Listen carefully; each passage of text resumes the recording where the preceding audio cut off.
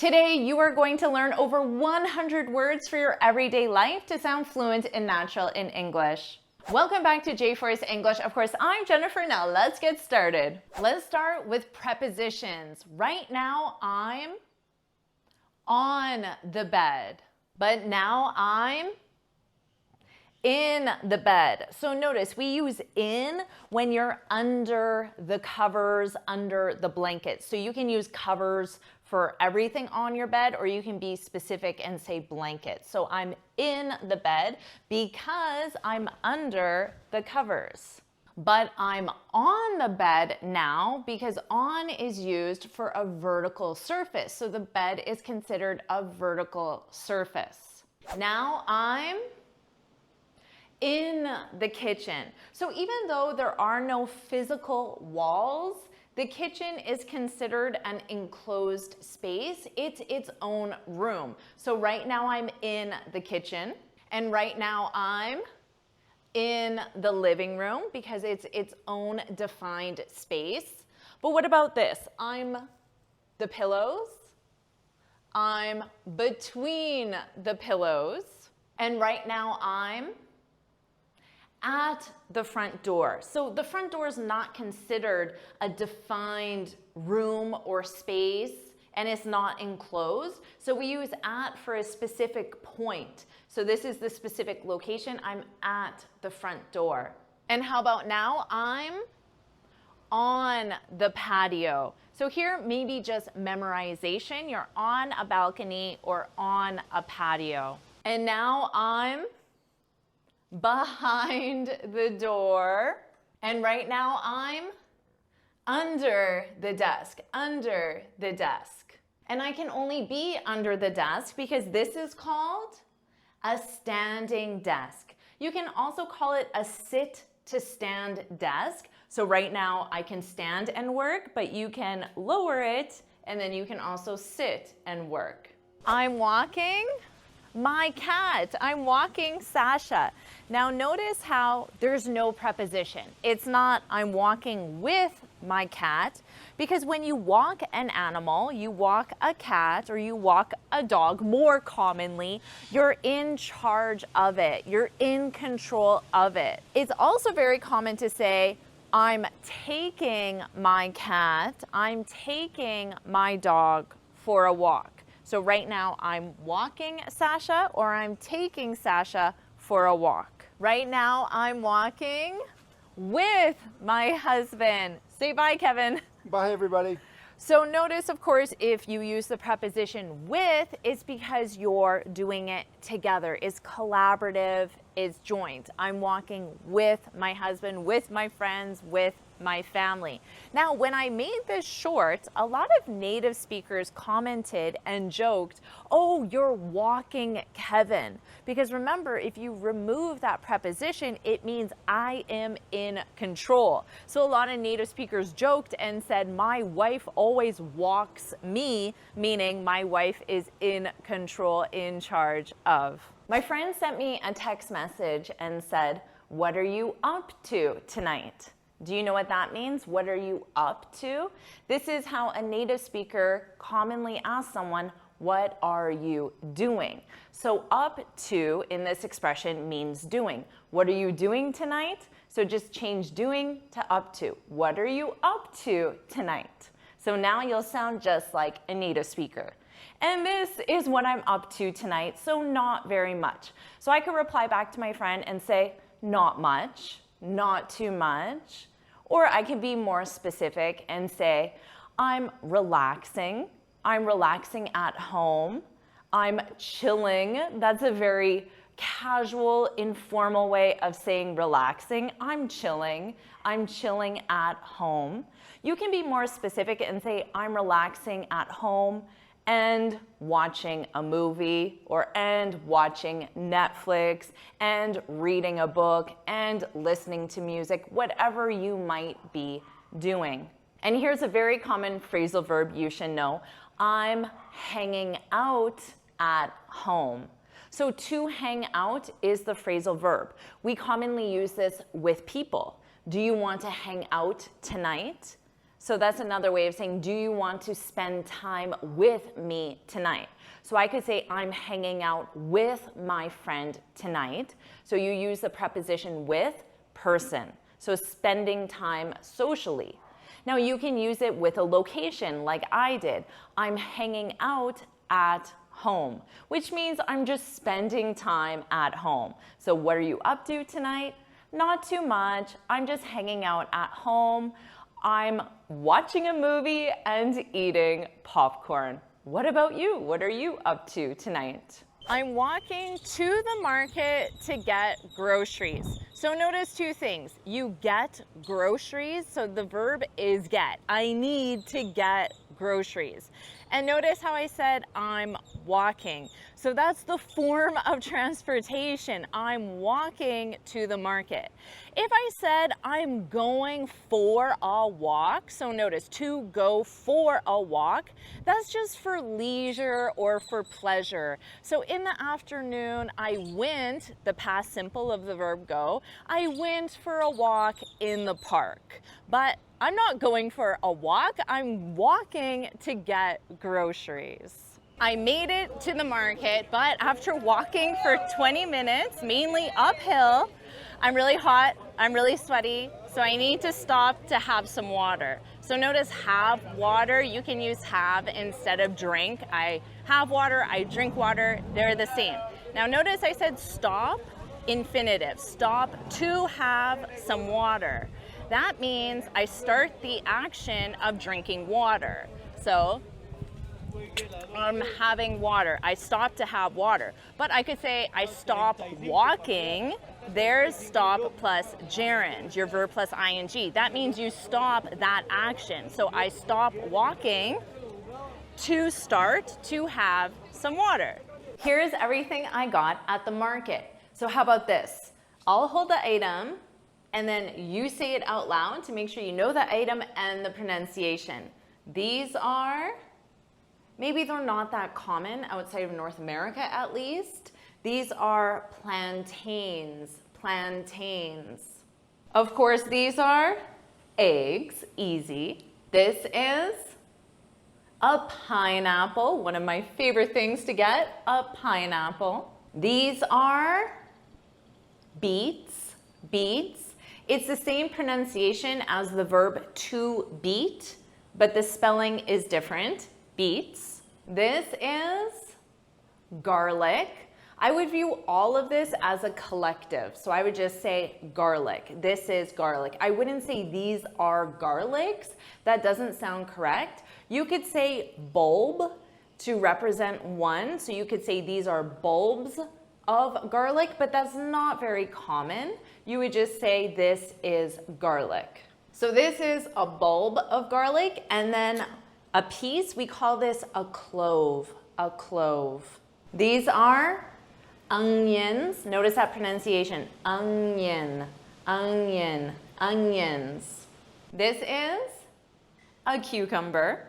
This is a pepper. These are avocados, avocados. This is, of course, lettuce, lettuce. Notice that unstressed pronunciation, lettuce, lettuce. But what if I wanted to make this singular? I wouldn't say a lettuce. This is a lettuce.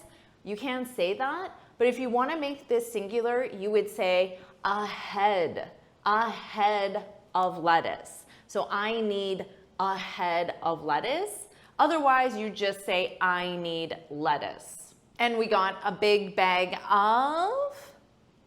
of strawberries. And I also got a bag of tomatoes, tomatoes. Now you can call these smaller ones cherry tomatoes or just tomatoes. And Kevin got this. Do you know what this is? Any idea? It's hot sauce, hot sauce. I have no idea what's in it, but it's very spicy. Let me share some work tasks that I do every day. Now notice I said every day. So what verb tense will we use? The present simple. Every day, I could also use any of the other adverbs of frequency, always, sometimes, usually, rarely, never. Every day is an exception because that comes at the very beginning or end. Every day I check my email. Now, if you use the other adverbs of frequency, you could say, I always check my email at the beginning of the day or at the end of the day. And to check your email, to check means to look at, to review, to check your email. So you can check your messages, you can check anything, that you can check the status of something. So I provide feedback. So notice provide feedback. Feedback is the noun. I provide feedback to my students in the Finally Fluent Academy. I prepare lessons for all of you on YouTube. Now, I could also say I make lessons because I create the lessons. But sometimes my students say I make lessons or I make homework, but that's the wrong collocation. That's the wrong verb. Because for you, if you are completing it, you are doing it. You want the verb do. But because I create the homework, I can say I make the homework. You do the homework, I make the homework. You do the lessons, I make the lessons. Here's an important verb I hear a lot of mistakes with: to follow up with someone. So every day I follow up with my staff, for example. Now, if you follow up with someone, it means you continue a conversation you previously had. So if I ask someone on my team to create something, the next day I can follow up with them and ask them for the status of that. So if you ask me a question and I don't reply, you can follow up with me and send me another message because you're continuing the conversation. Well, I have to get back to work now. Let's talk about cooking. I'm going to make pasta sauce. But first, I don't want to get my shirt dirty, so I need to put on, what's this? An apron. And notice that phrasal verb. I put on the apron, and then the opposite, I take off the apron. Now that I'm wearing the apron, I can cut up the onion. So first, I peel the onion. So to remove the skin, you peel the onion. Now you can slice, which is like this, slice. And then chop is just larger pieces, so to chop. But then to dice would be to take these pieces and then make them very small. So right now I'm dicing the onion. I'm cutting it into very small pieces. So you need to knead the dough. Do you know that verb, to knead the dough? Now, some things are just difficult to explain verbally. You just have to see it. So right now I'm kneading the dough. And notice I said you need to knead the dough because I wanted you to hear that the pronunciation is exactly the same. There's a silent K on the verb to knead, just like night, a night, silent K, knit, silent K, know, to know, sounds exactly the same as know. And of course, silent K on this, knife. Can you think of any others? Share one more silent K in the comments. As my onions are browning, let's do a little pop quiz. How many do you know? Let's start with this. What's this called? A spoon. What's this? A garlic press. What are these? Measuring spoons. And these? Measuring cups. These are oven mitts. This is a can opener. And this? A ladle. How about this? A spatula. A lot of native speakers just call it a flipper, but it's a spatula. These are tongs. I'll need this after the pasta cooks. It's a colander, but most native speakers call it a strainer. And I'll need this at the end, a cheese grater, just a grater. And this is a cutting board. How many did you get right? Share it in the comments. Look at this beautiful pasta. I hope my Italian students are proud. And my water is boiling. The sauce is simmering, which means cooking at a low temperature, simmering. I want to show you this beautiful loaf of bread. Notice you can't say a bread because you can't make bread singular, a bread. So if you want to specify one, you say a loaf of bread. And this is brioche. Now Kevin and I, my husband and I, we picked it up. We picked it up. Now to pick something up in this case means to get from a store. So, oh, I need to pick up milk. I'm out of milk. I have no milk. I need to pick up milk. So we picked up this beautiful loaf of brioche bread to go with our pasta. I am a very messy cook. So let's talk about clean, clean up, wipe, wipe up. If I say I need to clean the kitchen, that sounds more in general. So it could mean washing the dishes, cleaning the floor, cleaning the counters. So it just means in total. But clean up is a specific area. So I would say, oh, I need to clean up. It's the specific mess I made, not the total kitchen. Now, same for wipe. If you wipe the counters, it's just the entire thing.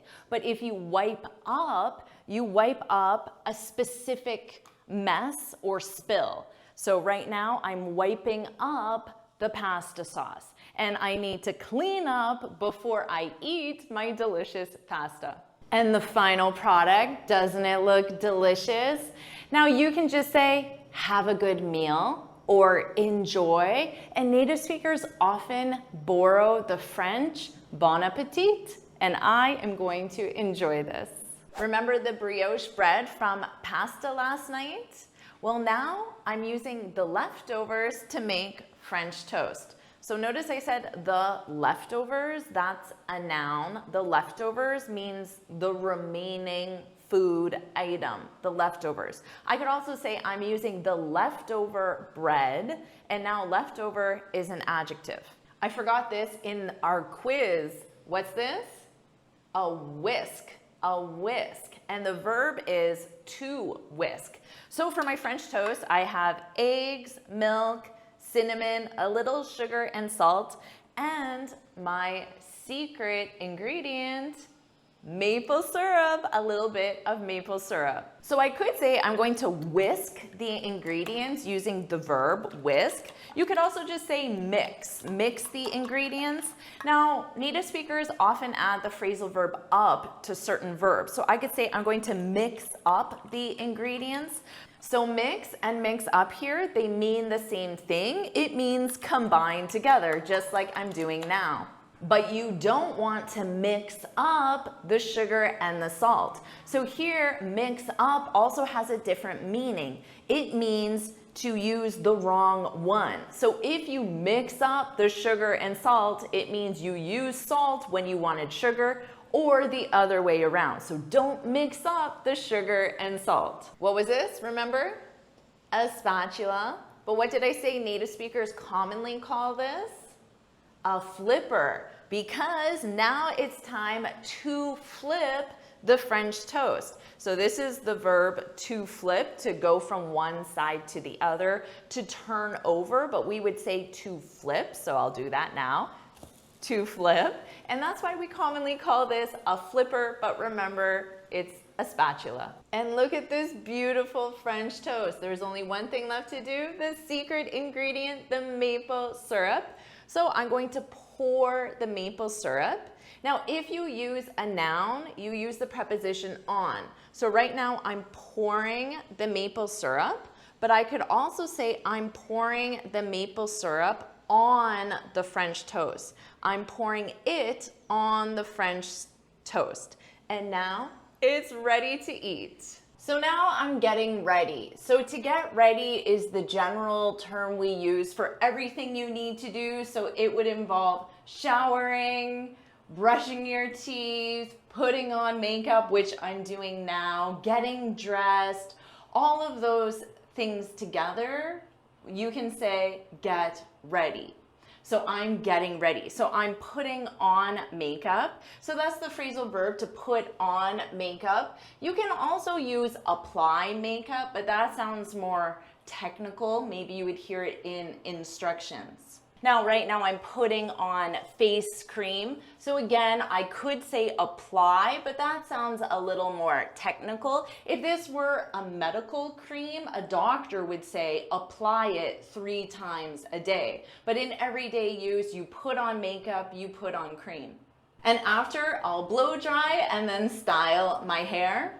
And then my final step of getting ready is I'll pick out what I'm going to wear. So pick out means to select. So, should I wear this shirt or this shirt? So to pick out. I picked this dress out, so now I need to get dressed, so get out of here. So I'm going out for a bit. Notice that, I'm going out. That's what a native speaker would use to say, I'm leaving the house. It can be for any purpose. It can be to run an errand. Notice you run an errand. To run an errand, to get groceries, to go to work, or for social, which I'm doing, to go to a cafe. So you can say, I'm going out. I'm leaving the house. Now, native speakers, we love using the verb head as a replacement to go, but only in specific situations. So you can learn this phrase, I'm heading out. I'm heading out, which means I'm going out. So I'm heading out. Now you can also say I'm heading to and then a location. Just like you would say I'm going to a cafe, I'm going to the store, I'm going to the movies. You can say I'm heading to the movies, to the store. I'm heading to the cafe. So what's the final thing you need to do when you leave your house, when you go out, when you head out? You need to lock the door. So you can say, I'm locking the door. You can also use the phrasal verb lock up. I'm locking up. I just locked up in the past simple. I just locked up. Don't forget to lock up before you head out. So on the way to the cafe, I just need to stop by the bank, the ATM. Notice I said I need to stop by. So that phrasal verb to stop by, you could also use to swing by interchangeably. To stop by, to swing by, that means to go to a place quickly and on your way to another location. So on your way to the final destination, you go to a different place. So maybe on your way home from work, you stop by the store to pick up milk. So I need to take out money. Take out is the phrasal verb that you use to get money. I need to take out money from the ATM. I need to get money. I made it to the cafe and I ordered my cappuccino. Now, when I ordered this, what do you think I said? I said, I'll get a, I'll get a, I will get a, I'll get a cappuccino. If I wanted to sound a little more polite, I might say, can I get a cappuccino? I could also say, I'll have a, or I'll take a. I'll get a, I'll have a, or I'll take a cappuccino. Now, right now, I'm in a cafe because this is an enclosed space. And right now, I'm at a cafe. I cannot say in because I am not inside. I'm not enclosed in the space, so you cannot say in. I'm at a cafe. It's the precise point on the map. Now this is the patio for the cafe. So what's that preposition? I'm on the patio, or I could say I'm at the cafe. And now I'm in the cafe. I could also say I'm at the cafe to refer to a precise location, but because I'm physically enclosed, you can also use that preposition in. So now I'm going to enjoy my delicious cappuccino in the cafe.